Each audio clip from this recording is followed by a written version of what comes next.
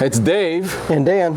And welcome to another episode of Hooked on Headwaters. This week we're going to be discussing the hot weather here in Florida, toward the west, toward Texas, up the East Coast. It's just been unbearable. Triple digit feel like temperatures from 105 to 115 just about every day.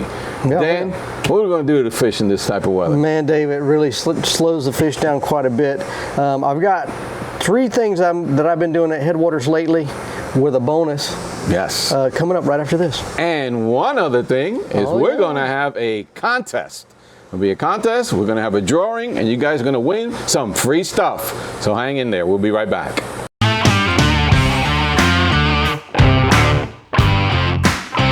Welcome back, everyone. So Dan's going to let us know how to fish in this brutally hot weather. Yeah, so things are always a changing on Headwaters specifically, and other lakes around the area. What I find in the summertime, we've been getting a lot of rain, not just heat. So we're getting a lot of rain, afternoon thunderstorms, heavy rain. It does a couple of things. One thing it does, of course, it raises the water level, and two, now we're dealing with a lot of darker water. So the water itself looks darker. It happens. It's normal. Every summer, it's always kind of the same. And these conditions are pretty much across the country. We're getting, for the most part, we're getting with hot days, high temperatures, and late afternoon thunderstorms. Right. Now, you know, the dark water thing will be different in different areas, but for Headwaters in our area, the water tends to get dark after a lot of heavy rain. So, I said earlier I got three things. We'll have a little bonus thing at the end that we'll talk about. So what I've been doing, Dave, is pretty simplistic. You got to keep in mind that the fish, when it's this hot, and this hot means I've been starting out mid-80s in the morning. I mean at daylight, 83, 84 water temperatures, and then by noon, 1 o'clock, it goes up. I saw some over 90 degrees the other day. They got one area with 93 in kind of a compact area. But the water temperature heats up really quickly. So what that causes the fish to do is sometimes they'll seek deeper water, seek overhead cover, which that's part of what I do here. And they get really kind of lethargic. They're not much in a chasing mood as the day wears on. So some of the things I've been doing first thing in the morning, I'm kind of saying I got a bonus thing. But should we run through it as the day goes? Right. I'll give you the bonus first. It's kind of like eating your dessert before your dinner. So hang in there. So you got. We're gonna do top 3, 2, 1, and a bonus. Okay. Well, no. I'm giving them the bonus now. All right. It's easier to keep it straight in my head, you know.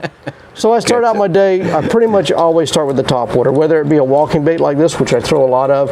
Like the Zara Spook. I'll throw the Lucky Craft Sammy. Whatever bait you like. I like the walking baits. A lot of times in the morning we don't have much wind.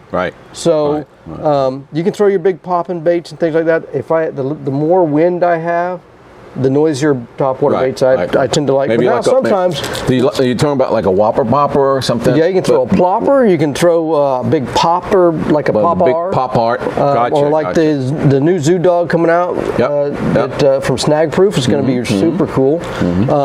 But you know, the big loud rattle.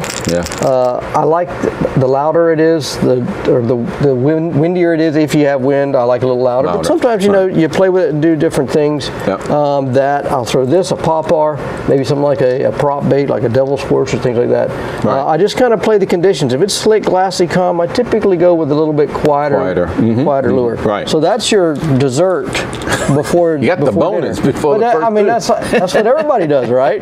Everybody wants to seem to catch them on top water. I don't know anybody that says I hate catching them on top water. But I really like starting the day off with some form of top water. Not long ago, I was kind of going back a few years, the Zoom horny toad. I mean, all these baits, they still catch fish. I had some people catching fish on that the other day. Then what I do is I start, when they're not feeding on the surface like they were in the previous, first hour and a half, 2 hours of the day, then I start going subsurface. And that could be anything from like square bills. I've caught a few fish on square bills lately. But what I've caught more fish on is spinner baits. I like the J3 spinnerbait, and also our friend Eric up in Illinois with Thumper spinnerbaits. This is actually the color, the Shiner color. He's doing some changing some things, getting some bait packs ready for Headwaters specifically. This color, it's kind of got some gold and black in it with some nice gold blades. I caught some on some copper blades as well lately. But this seems to, for some reason right now, the spinnerbait's doing pretty well, especially if you get a day with a little overcast in the morning and a little breeze. You know, I really like a spinnerbait in the summer. Hey Dan, how about the J3? That's a modular type of lure which you can change things up. Yeah, these are super cool guys. Yeah, make sure you check out our other videos that are specifically about J3. This is a veteran-owned business, super cool people, Jackie and Jason. This is modular. So what you can do with this bait is you can turn this spinnerbait into a bladed jig just by unscrewing a little tiny thumb screw, pulling that off. I don't have the blade here, but it's got the same apparatus on the front. Screw that on, and now you have a bladed jig. And you can change these out as well. They come out different colors. It's pretty cool. Say if you're fishing on a good spinnerbait bite, like I've been having lately, and you just feel like the color's not right, you can switch this color out very quickly. Just like you saw me unscrew it there in just a couple of seconds. It works really, really well. The other day we caught some fish on the bladed jig. They call it a depth charge. Something cool about it too is they have a 2-bait pack. It's a spinnerbait and their stores now. And their bladed jig that's coming out real soon. And you get this. You basically end up with a spinnerbait and a bladed jig for the same price for a single lure from a leading competitor. So super cool bait. And you know, one other thing too is that the way the bait, when you hit things, it can swing up out of the way. It's a totally different action. The bladed jig, it kind of functions a little properly, functions a little different, or shakes or sounds different. So something different. Very innovative there from J3. So that's number one. Number two. Okay, so when that thing's kind of slow down, then I'm like, okay, the spinnerbait bites. That's kind of a chasing kind of deal. And if I want to get down and they kind of slow on that, I'll throw something like this is the Mega Bopper by Net Baits. We have the bopper and that's the bug. We got the big bopper and the Mega Bopper. I like it in June bug. Their Okeechobee crawl color, which is like a green back, blue belly. And also I really like a June bug red. It's always been a good color. I caught my personal biggest fish out there on Headwaters on a June bug red. That produces real well. And I'll fish this with, you know, if you really want to go on slow, higher in the water column, you can go down to say like an 1/8 of an ounce. I usually will start off with a 3/16, and you can fish this all the way up to say, I'd probably say a 1/4 or maybe a 3-ounce weight. That's pretty heavy. But if you're trying to get down in that 8-10 foot range and just slow roll it, that's what I tend to do with them. I'll cast, let them sink, and you know, this tail, it works. It's so versatile, right? You could just cast, swim back. You can swim it. You can work work it really slow. Just drop it. Just drop it. Let it fish it like a ribbon-tail worm. Like a ribbon-tail worm. Just drop it. Maybe a few twitch or just bring it along the bottom. Really, really versatile. Yeah. So Dave, what I'll do when I'm fishing that, pretty much anytime I'm fishing any kind of a swimming worm, like a cut-tail worm, what I'll do is I fish the situation. If I'm covering a lot of water, making a long cast down a line of grass, I'll cast, let it sink, and I'll kind of a steady roll the bait back. If I'm seeing some things like there's some pads over there, I'll fish around and cast past it real fast. But then when I want to get target specific, I don't have to pick up another rod. I can throw that bopper right back into the pads, let it sink, and work it. You know, like a target area a little more thoroughly. And I think this time of year I prefer the Mega, which is a bigger profile than the little worm. That's a bigger profile. That's a big worm. So then we got the regular bopper. That's the regular bopper. So you can see the two difference in size. These bass are not going to move a whole lot for to eat. They're not chasing much right now. So this is a nice big profile. They will see that for sure. And number three. Number three is the the fun stuff. I mean, it's all fun stuff, right? I'll go punching. Yeah. And in Headwaters right now, guys, we have so much vegetation. Summertime, everything starts, the water temperatures are higher, a lot more sun, we got a longer amount of daylight, so everything grows. From submerged stuff like hydrilla and milfoil, all the way up to your emergent vegetation, cattails, and definitely the water hyacinth. Oh, yeah. There's water hyacinth everywhere. Yeah. And that's, again, a problem. Water hyacinths are great. You catch a lot of fish on it, but there's so much good thing. Just like Headwaters, you can catch fish just about anywhere, but finding concentrations of fish, that's how you got to go do the homework. Yeah. So I go with a big ounce and a half tungsten weight. Heavy braid, I don't fish less than 65 pounds for my heavy punching. I fished as heavy as 80, and some people say, why do you need 80? Well, when you're punching, you end up hanging up a lot. Right. And I've never broken 80 trying to get it out of grass. The hook will straighten first. 65, I had some line a few years back that I hadn't retied in several trips, and I broke off on a hook set. But I'll fish 65. I like the Cortland silent flip, because it's real quiet, no sawing sound when you're dropping it in. Use a big heavy wire hook. You can either use like this, an extra wide gap, or you can go with a straight shank hook and use a snell knot and snell the hook. Just heavy gauge. Just make sure it's heavy gauge. Yeah, it needs to be heavy gauge. Yeah, because you'll straighten that puppy You'll straighten them right out. I had a heavy gauge hook the other day and got hung up. One of my customers did, and we didn't straighten the hook, but we bent the hook. But typically you won't break off. That's why really you need the heavy braid. You're sawing through a lot of stuff. But again, ounce and a half. If the stuff's really packed in, you can go up to a 2 ounce. It starts wearing on you a bit though, you know. The areas I like to fish, I really like it under water hyacinth, but there's some keys that I always look for of any kind of vegetation, but I'm trying not to run too long by, you know, we could do a whole video on just about what I look for. Well, we do have a video coming up. The punching video. That'll be out in probably in a week or two. So Dave, what I'm looking for when I'm punching, let's start with the stuff that's on top of the surface, mainly floating, specifically floating vegetation. I look for some depth of water underneath. You got to remember, guys, that just about how high the water hyacinth is above the surface, the roots hang down about that far. So I look for any kind of caverns under there. I try to picture, anytime I'm punching, I'm trying to picture what does it look like from beneath. Is there a hole in there underneath now? Is there a hole? Is there a clump of grass underneath? So I'm always looking for that, and I'm looking for oddities within, say, the area that's within range of my pitch or flip. I'll look for little holes. I'll look for a different kind of vegetation, the lily pad growing out, or maybe it's a mat blown up onto a cattail line, and there's some cattails, like a little underwater or cattail point within that. Those are going to be my what I would consider higher percentage areas. So that's what I'll look for. And I try to do a silent presentation.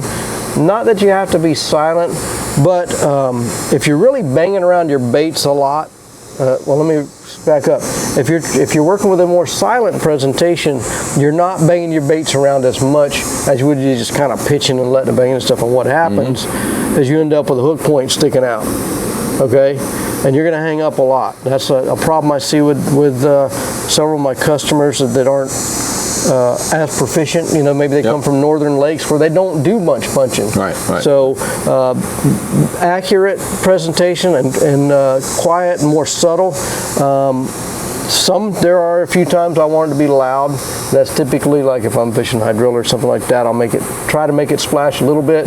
But typically I want it to drop and go right in front of their face, and they don't even know it's there until it enters the water and really comes into view, or they feel it.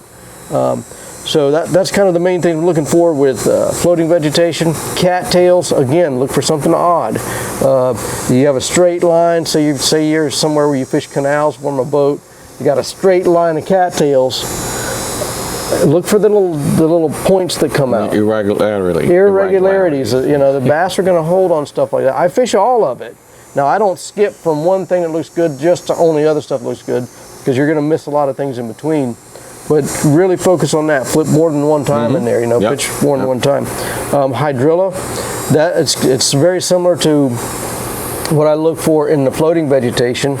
Is I'm looking for pockets and holes. What does it look like from beneath the water surface? A really, really thick clump of hydrilla, and it's devoid of grass around. A lot of times the fish in this temperatures like this, they'll bury up in the grass. It's like they're shade. looking for shade. It's just like us. We're not gonna be out in the middle of the field during the blazing sun. They're gonna go. They're gonna move up underneath something. Anything overhead they like. Right. And again, sometimes now with hydrilla, if I'm fishing strictly hydrilla, I may back off my weight a little bit if I feel like my weight's too heavy, and I might get down. Because the hydrilla is usually it kind of it mushrooms. grows straight up, and then when it hits the surface, it continues to grow, so it can't go up. It goes lays that out. way. So they're laying in there. Yeah, and then sometimes it'll grow in big, thick balls of vegetation, and then put kind of a pattern together within that. Now, if you're fishing long and you get bit in the really thick stuff, then remember that next time you get to the really thick stuff and really kind of saturate it more with presentations. Or you may find that little outlying little piece of hydrilla out there on the edge, which there's a lot of deeper water edges in headwaters. Those little isolated things will sometimes hold more fish. But those are my top 3 plus 1 things that I'm doing right now in headwaters to catch fish. And we're in the month of August. So we're up in some temperatures, and it's been hot, not a lot of wind. Afternoon thunderstorms, they move. There's a lot of floating vegetation, some floating islands. They've been around the ramp. I moved some last week when I was there. I know there's other guys that are pushing the stuff out from around the ramp. Out once you turn out of the S Canal to the west, there's a lot of floating stuff out there. That you can probably punch a lot of that stuff. I haven't punched any of that. There's a tremendous amount of hydrilla there under that. That's why they're hung up. So and a bonus is that you also punch. Yeah, I'll punch sometimes with the worm, right? Yeah, with the boffer. I usually use the big boffer instead of the mega. That's part of our video, a punching video. Yeah, you're punching with Okeechobee crawl with the big boffer. And you know that with the ridges on these baits, they tend to go through the vegetation pretty well. It offers something a little bit different than, say, like a creature bait like this bee bug. Just a bit of different profile.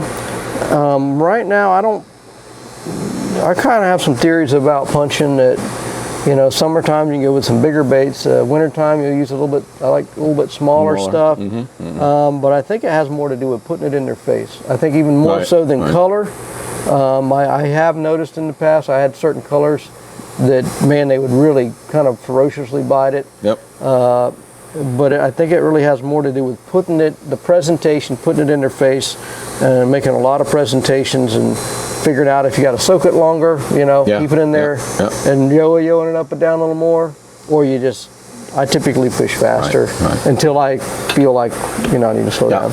There you have it, boys and girls, the top 3 lures or setups for summer bass time fishing.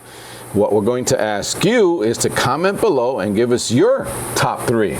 And by doing that, you will be entered into our contest. Enter your top 3 lures or setups for summertime bass fishing. So what's going to be given away? We are going to give away an American Baitworks bait packs. So some worms, a couple other cool things. You know, they've got a great assortment of lures. So we will put together 3 of those and give those away. Cool. That sounds good, man. Sounds good, right? Yeah. All right. So there you have it.